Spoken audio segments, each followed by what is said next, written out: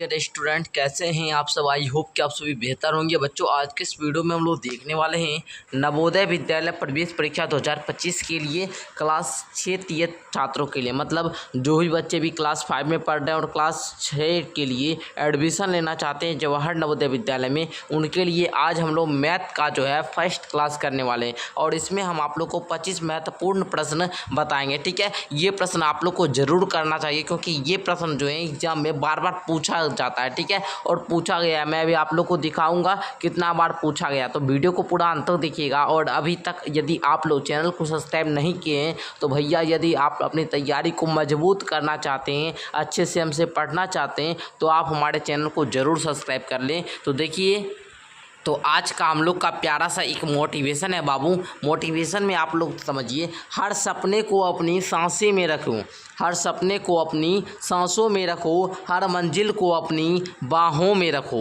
हर जीत आपकी है ए दोस्त, हर जीत आपकी है ए दोस्त, बस अपने लक्ष्य को अपनी निगाहों में रखो। बस आपको ही करना है, आपका लक्ष्य है कि जवाहर नवोदय विद्यालय में एडमिशन लेना, तो सिर्फ आपको उसके लिए फोकस करना है, मेहनत करना है, जोश और जुनून। ठीक है ना। बस मैं तो आपके साथ ही हूँ। मैं आप सभी के लिए लेकर आया हूँ नवोदय विद्यालय प्रवेश परीक्षा 2025 के लिए मुकाम बैच। कैसा बैच? बैच का नाम है आपका मुकाम बैच और ये क्लास 6 बच्चों के लिए, जो क्लास 6 में अभी एडमिशन लेना चाहते हैं ना, उनके लिए है। इसमें जो फैसिलिटीज दी जाती है वो मिलता है वीडियो क्लास, PDF नोट्स मिलता है, मतलब आप लोग को सभी चैप्टर का नोट्स मिलेगा, प्रैक्टिस सेट मिलेगा। ठीक है, आप लोग को समझाया जाएगा, हर टॉपिक पर वीडियो क्लास मिलेगा, जो भी आपका सब्जेक्ट है उस क्लास पर आपको वीडियो मिलेगा, टेस्ट सीरीज मिलेगा, टेस्ट देंगे, आपका कितना सही होता है उसी प्रकार से वहाँ पर भी आपका नंबर आता है, तो टेस्ट सीरीज मिलेगा। इसका फीस है आपका 199 रुपया। कितना फीस है बाबू? 199।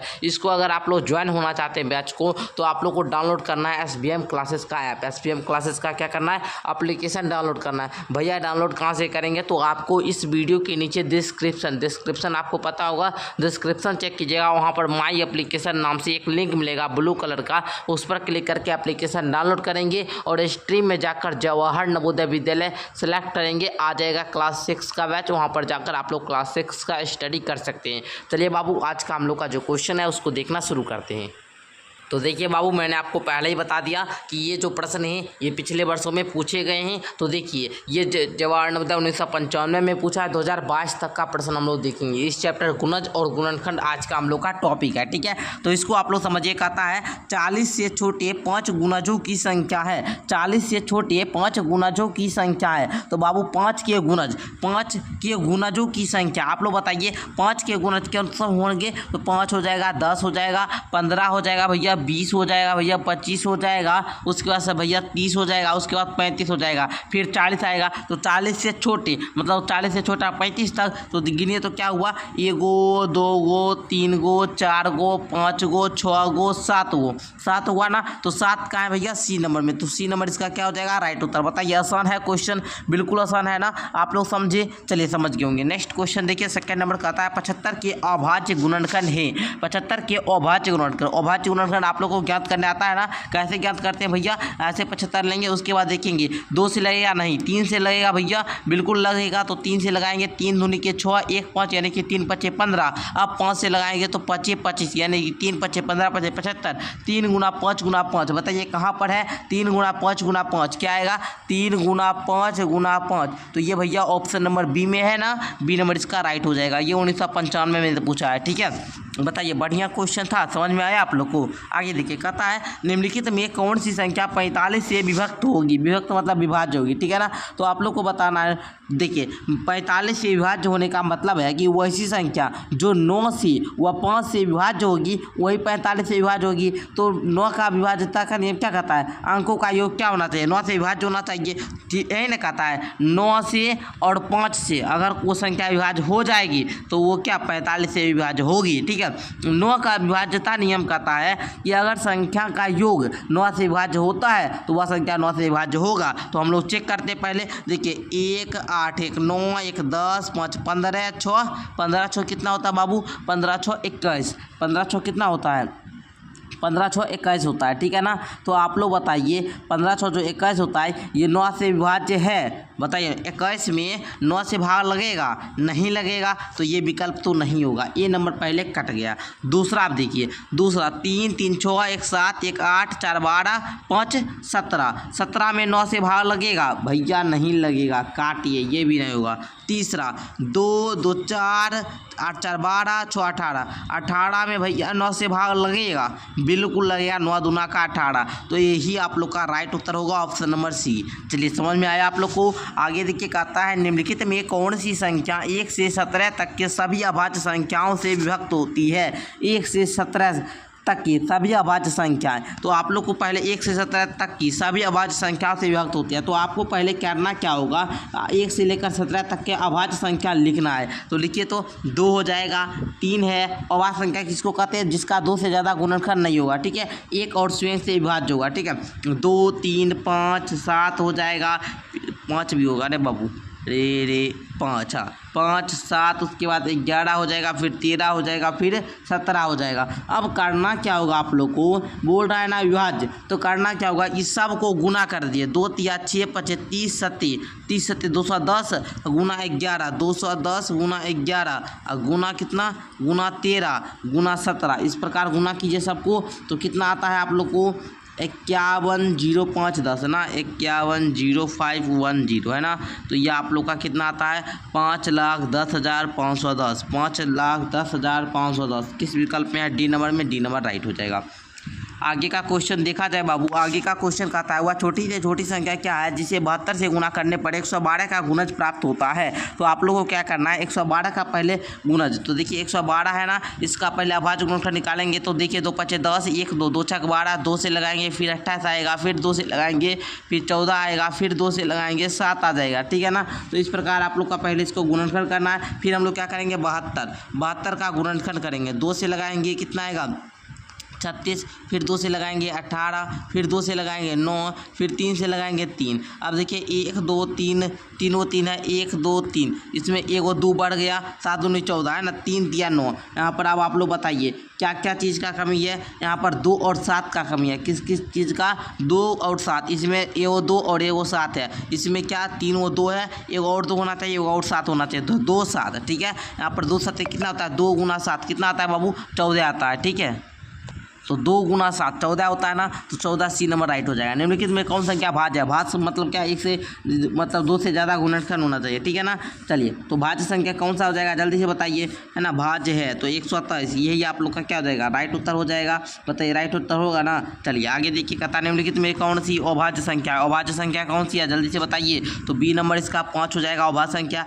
निम्नलिखित में कौन सी संख्या 12 का गुणज है, 12 के पारा में कौन आता है, तो आप लोग बताइए जल्दी से, 12 के पारा में कौन सा आता है, तो 144, ये नंबर राइट हो जाएगा। 45 के गुणनखंड नहीं है, तो 45 के गुणनखंड मतलब 45 में किस किस संख्या से भाग लग सकता है, 1 से लगेगा, 3 से लगेगा, 5 से लगेगा, 9 से लगेगा, 15 या 45 से लगेगा, तो इसका ए नंबर क्या हो जाएगा, राइट उत्तर हो जाएगा। आगे का क्वेश्चन देखा जाए 30 के सभी गुणनखंड कितने होंगे, 30 के सभी गुणनखंड पहले आप लोग को बताना है, 30 के गुणनखंड कौन कौन से भैया, तो 1 हो जाएगा सर, 3 हो जाएगा, उसके बाद 2 भी हो जाएगा, अरे 2 भी होगा ना, 2 भी हो जाएगा, 1 2 हो गया, 3 हो गया, फिर 5 से लगेगा, फिर 6 से लगेगा, 7 से नहीं लगेगा, 8 से भी नहीं लगेगा, 9 से भी नहीं लगेगा, एक के बाद आ जाइए अब आप कितना पर 10 पर, फिर कितने 15 से, फिर कितने 30 से, तो 1 2 3 4 5 6 7 8 गुणनखंड होंगे, कितने होंगे 8, तो यहाँ ये नंबर राइट हो जाएगा। आगे का क्वेश्चन देखा जाए 4 के पावर 11 7 के और 5 11 के पावर 3 के अभाज्य गुणनखंड कुल कितने हैं, जल्दी से बताइए कितने हैं अभाज्य गुणनखंड।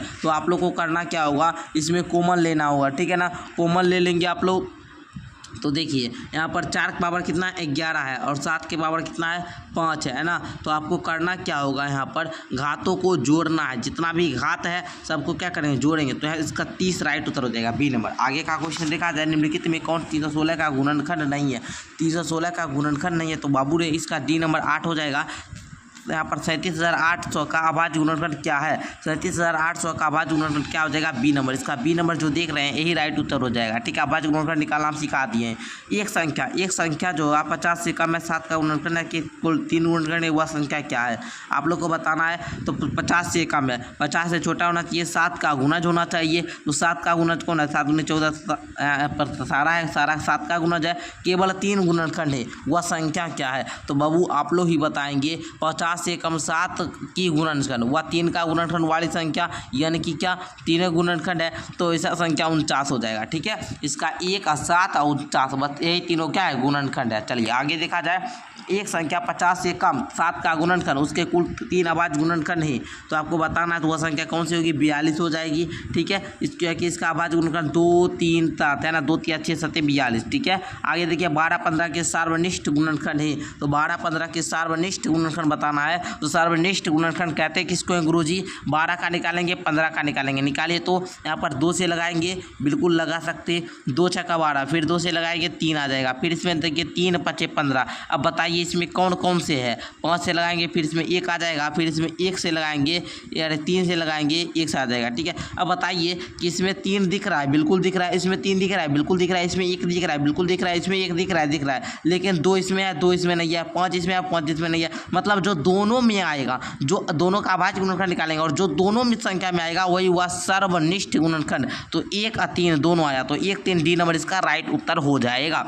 आगे देखिए 30 के गुणनखंड ही, 30 के गुणनखंड अभी तुरंत आपने बताया था, तो यहाँ पर आप लोग का कौन सा? 1, 2, 3, 5, 6, 10, 15, 30 डी नंबर हो जाएगा। आगे का क्वेश्चन देखा जाए। 6 के प्रथम 5 गुणजों का योग, 6 के प्रथम 5 गुणजों का योग, 6 का पहाड़ा 5 बार देखेंगे, 6, 12, 18, फिर 24 और फिर 30। ठीक है, आप क्या कीजिए, सबको जोड़ दीजिए। ठीक है ना, तो देखिए 12, 6, 18, 18, 36 और 36 24 ना, 36, 4, 40, 20, 60, 30, 60, 30, 90। तो ये नंबर इसका क्या हो जाएगा? राइट हो जाएगा। आगे 6 के प्रथम 5 गुणजों के योग से आने वाली संख्या की दहाई तथा इकाई के स्थानों पर आए गए अंकों का अंतर। 6 के प्रथम 5 गुणजों के योग से, मतलब 5 हुआ 90 हो गया ना, योग से आने वाली संख्या की दहाई इकाई के स्थानों पर आए गए। 9 और 0 में कितना का अंतर है? 9 और 0 में कितना का अंतर है बाबू? 9 का अंतर है। ठीक है, तो डी नंबर इसका राइट हो जाएगा। आगे देखिए 13 के प्रथम 7 गुणजों का योग किसके निकटतम है? 13 के 7 गुणजों का योग जो होगा किसके निकटतम होगा? तो 13 को 7 और लिखेंगे। ठीक है, 13 का पहाड़ा 7 बार लिखेंगे और उसको जोड़ेंगे तो 364 आएगा। ये किसके निकट है? 365 के निकट। ठीक है, लिख लेंगे आगे। आगे देखिए 6 के पहले 4 गुणजों का योग है। 6 के पहले 4 गुणजों का योग है, तो बाबू 6 के पहले 4 गुणज होगा 6, 12, 18, 24। अच्छा 12, 6, 18, 36, 36, 4, 40, 20, 60 आप लोग का डी नंबर में है। डी नंबर राइट हो जाएगा। आगे देखिए 22 नंबर क्वेश्चन कहता है 9 तथा 7 दोनों एक उभयनिष्ठ गुणज संख्या ए या संख्या 1200 और 1300 के बीच में है। संख्या ए क्या है? 9 और 7 दोनों का उभयनिष्ठ गुणज है ना, तो 9 और 7 को हम लोग पढ़ेंगे पहाड़ा, तो 9 7 63, 9 7 कितना 63 हो जाएगा। अब 1200 और 1300 के बीच में न है, तो 63 हम लोग क्या करेंगे? 1300 में भाग लगाएंगे। तो अब लगाइए तो बाबू 1300 में लगाइए तो क्या हो जाएगा? 63 दूना लगाते हैं 126 आ जाता है, घटाएंगे 4 0 है ना 40। अगर हम यहाँ पर 0 दे देते हैं तो यहाँ पर क्या हो जाएगा?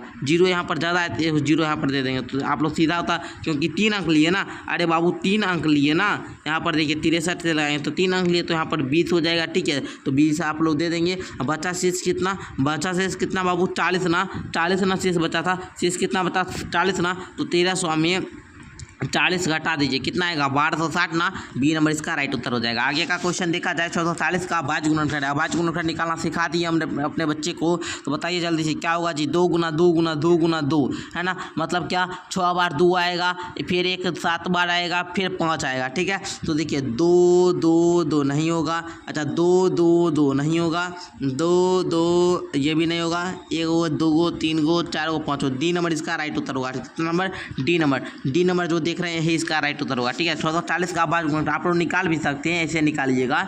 2 से लगाइएगा 3 2 0, फिर 2 से लगाएंगे 160 है ना, फिर 2 से लगाएंगे 80, फिर 2 से लगाइए 40, फिर 2 से लगाइए 20, फिर 2 से लगाइए 10, फिर आप 2 से लगाएंगे 5 है ना। अब देखिए कितना बार आ गया, ठीक है ना। तो आप लोग समझ गए होंगे। आगे देखिए कहता है 4 अंकों की सबसे छोटी संख्या को अभाज्य संख्या के गुणनफल के रूप में व्यक्त करने पर प्राप्त होता है। तो आप लोग को क्या प्राप्त होता है बाबू, तो जल्दी से बताएंगे बाबू। तो आप लोग बताइएगा गुरुजी। 25 125 दूना है ना, 125 दूना कितना होता है बाबू, 250 दूनी 500 दूनी 1000। सी नंबर इसका राइट हो जाएगा। मतलब 4 अंकों की छोटी छोटी संख्या मतलब क्या 1000, 4 अंकों की छोटी संख्या 1000 हुआ ना। इसको अगर हम लोग गुना करते हैं 25 कितना 25 125 8 है। तो यहाँ पर आप लोग को नहीं पूछ पाता है ना, तो इस प्रकार हम लोग किए। 2100 के अभाज्य गुणनखंड है, 2100 के अभाज्य गुणनखंड निकाल लो। 2022 में पूछा है तो निकाल लोगे ना, निकालिए जल्दी से। तो सी नंबर इसका राइट उत्तर हो जाएगा। तो बाबू यही था आप लोग का 25 क्वेश्चन को मैंने अच्छे तरीक़ा से सिखाने का प्रयास किया। यदि आप लोग को यह वीडियो अच्छी लगी हो तो लाइक करके चैनल को सब्सक्राइब कर देंगे। और अभी तक इस बैच के अंदर एडमिशन नहीं लिए हो, जो हम लोग का बैच है नवोदय विद्यालय प्रवेश परीक्षा 2025 के लिए क्लास 6 के छात्रों के लिए मुकाम बैच, तो इसमें एडमिशन करवा लो। एडमिशन करवाने के लिए SBM क्लासेस का एप्लीकेशन डाउनलोड करना होगा। मिलते हैं नेक्स्ट वीडियो के साथ, तब तक के लिए धन्यवाद।